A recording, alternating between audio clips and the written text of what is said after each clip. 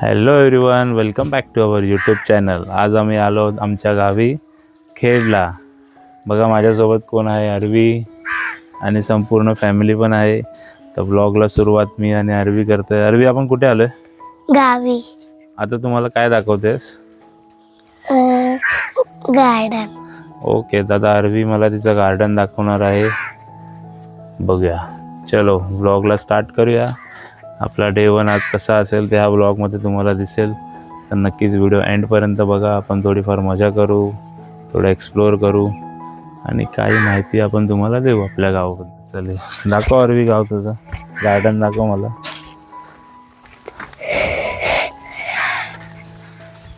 हाय, sofa कोणीतरी बनवलाय. हा बघा, अरवीने अरवी सांगता सोफा कोणीतरी बनवता. तिकडे उभी राहा, सोफ्याच्या इकडे.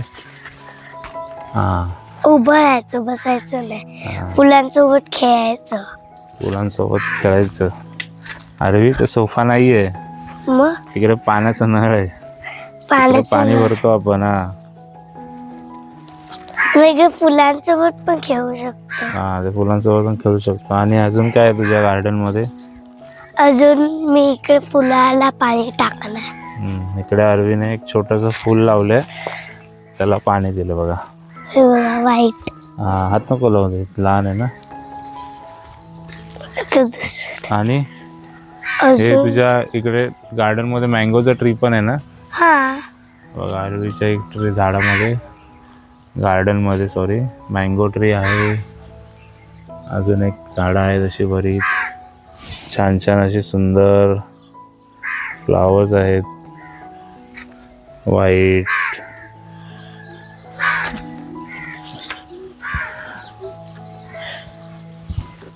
तिकडे जाऊ नको.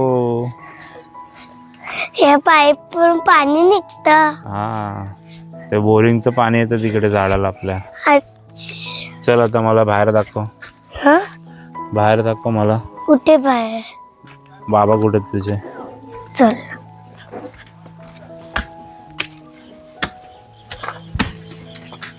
तुझं घर दाखव. घर नाही, गाव. घर लय खान आहे. छोटंसं असं घर आहे. किचन दाखव. आई कुठे तुझी? हे बघा गाईस, किचन. हे बघा अरवीचा किचन. हे बघा अरवीची आई बघा कशी जेवण बनवते इकडे आम्हाला जेवण. हा असं छोटासा आपला किचन आहे. घराचं थोडं काम बाकी आहे, म्हणजे थोडंफार पेंटिंगचं, ते होईल लवकरच. गार्डन मध्ये खेळायला जेवण असल्यामुळे थोडा पसारा आहे. गार्डन आपलं असं किचन आहे, आपला हॉल आहे. इकडे आपले एक छोटेसे बेडरूम आहे, इकडे एक बेडरूम आहे.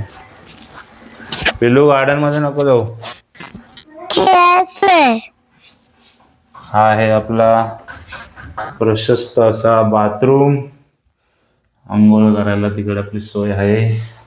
आणि इकडे एक इंडियन वॉशरूम आहे. नाही, नंतर दाखवलं.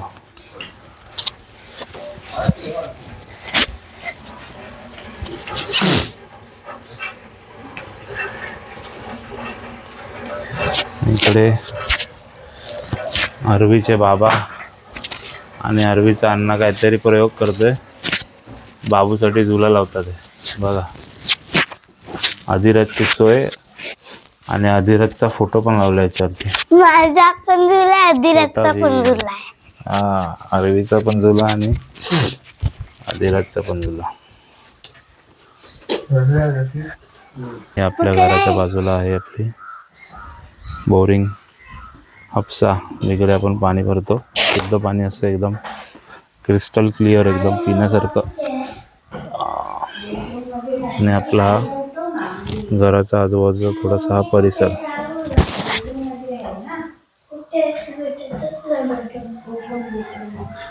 हे जे फोटोज आहेत मी पावसाळ्यामध्ये काढलेले आहेत. आपल्या घराच्या बाहेरचंच एकदम दृश्य आहे. जस्ट लाईक एका हिल स्टेशन सारखं सुंदर असं आपलं गाव सजलेलं दिसतंय बघा, किती छान. हा बघा, अधिराजची मॉर्निंग झालेली आहे. Adhiraj, good morning.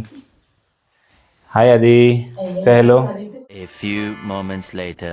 अधिराज, तर मी अधिराजला थोडा एक राऊंड मारून आणतो. अधिराज, अधिराजची हेअरस्टाईल आपण थोडी दुरुस्त केली आहे. बघा कसं हसतोय. आधी हस, स्माईल कर, हाय कर, हाय कर. अधिराज पप्पा बोल, पप्पा बोल. नहीं. अधिराज सगळं बोलतो, फक्त पप्पा आणि माऊ नाही बोलत. आता बरोबर आहे. पकड घे, पकड छोटे डाऊन, पकड. तर अधिराज झुला घेणार. पिल्लू हा बघ, हा बघ अधिराज बघ.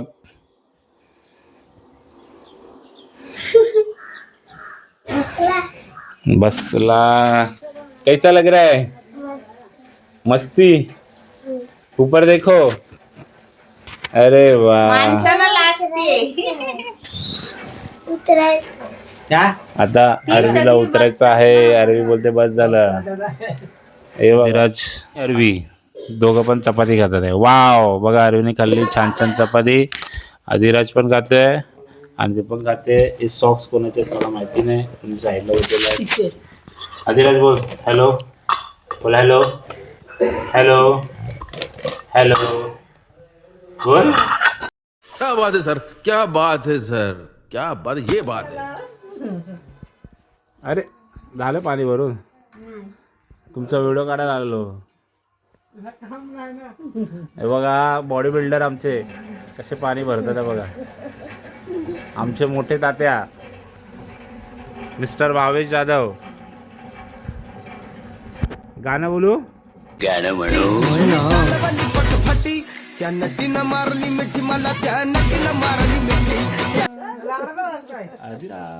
हॅलो. आता आम्ही रेडी झालो. आता आम्ही जाणार मंदिरामध्ये. मंदिर कोणतं आहे ते इन्फॉर्मेशन तुम्हाला आम्ही थोड्या वेळात देऊ. आता सगळे रेडी होतात. अधिराज पण रेडी होईल. पुन्हा रेडी झालाय. आधी ते बघ, आधी आधी इकडे बा.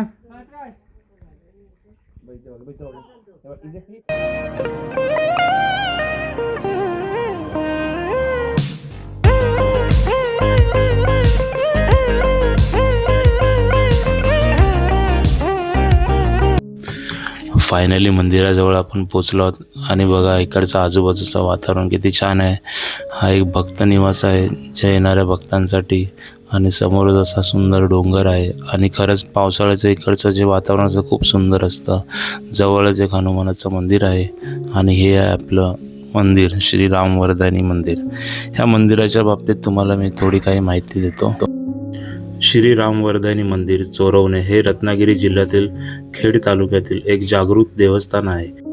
1929 पूर्वी हे मंदिर चोरवणे गावठण जवळील घनदाट अरण्यात साध्या पद्धतीने होते.